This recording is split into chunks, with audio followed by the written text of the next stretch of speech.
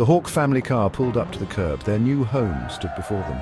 A sprawling Victorian on Harlow Street. Lena, a girl of 13 with long, dark braids, peered out the window. She couldn't shake off a feeling of unease.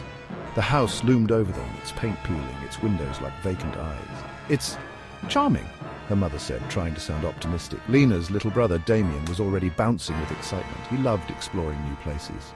Their older sister, Raven, remained glued to her phone, seemingly indifferent.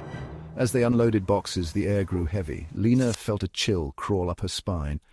This house held secrets. She could feel it in her bones. Later that day, Lena explored the house's dusty attic. She stumbled upon a heavy wooden door, bolted shut with a rusty latch. Curiosity gnawed at her. What lay hidden behind it? She wrestled with the latch. It groaned and creaked, resisting her efforts. Finally, it gave way. The door swung open, revealing a narrow staircase leading down into darkness.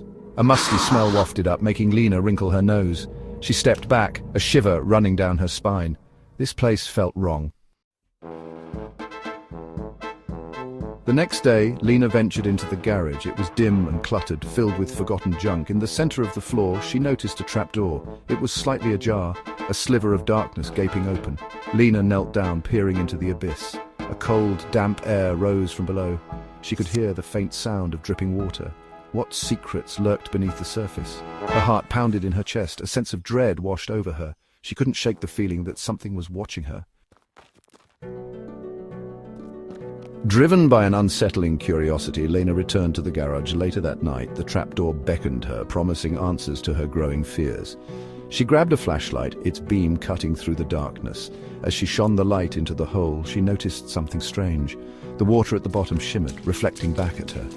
But it wasn't her reflection she saw. Twisted, grotesque faces stared back, their eyes glowing with an eerie light. Lena gasped, stumbling backward. Her blood ran cold. Panic welled up inside Lena.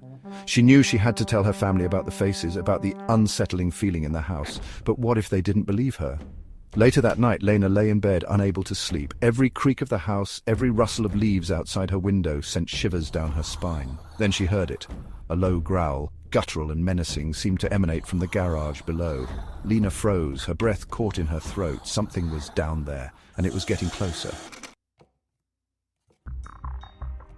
The next morning, Lena tried to warn her family. "There's something in the garage," she pleaded, her voice trembling. "I saw something down the trap door." Her parents dismissed her concerns. "It's just an old house, honey," her mother said, patting her hand. "It's bound to have a few creaks and groans." Even Raven, usually glued to her phone, seemed unnerved.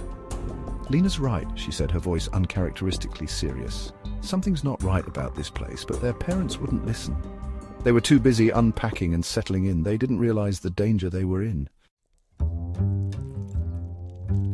That night, the nightmare began. A blood-curdling scream pierced the silence. It was Damien. Lena bolted upright in bed, her heart pounding. She raced to her brother's room, Raven right behind her. The door was ajar, and the room was in disarray. Damien was gone. "He's gone!" Raven cried, her voice shrill with panic. Lena felt a surge of terror. She knew with chilling certainty that the creature from the trapdoor had taken him. Lena and Raven found their parents downstairs, oblivious to the danger. "Damien's gone!" Lena shouted, her voice trembling. "We have to get out of here!" Suddenly, a deafening crash echoed from the garage. The floor vibrated beneath their feet. Damien's terrified screams split the air. Her parents' faces drained of color. Finally, they understood. Terror had found its way into their home. The family made a desperate dash for the front door, their hearts pounding in unison. But as they reached the foyer, the creature emerged from the shadows. It was a grotesque, hulking figure, its skin slick and grey, its eyes glowing with malevolent intent. Its claws scraped against the hardwood floor, each footstep sending shivers down their spines. They fled into the night, the creature's enraged growls echoing behind them. They never looked back, but the horror of that night, the chilling certainty that the creature was still out there, lingered in their minds.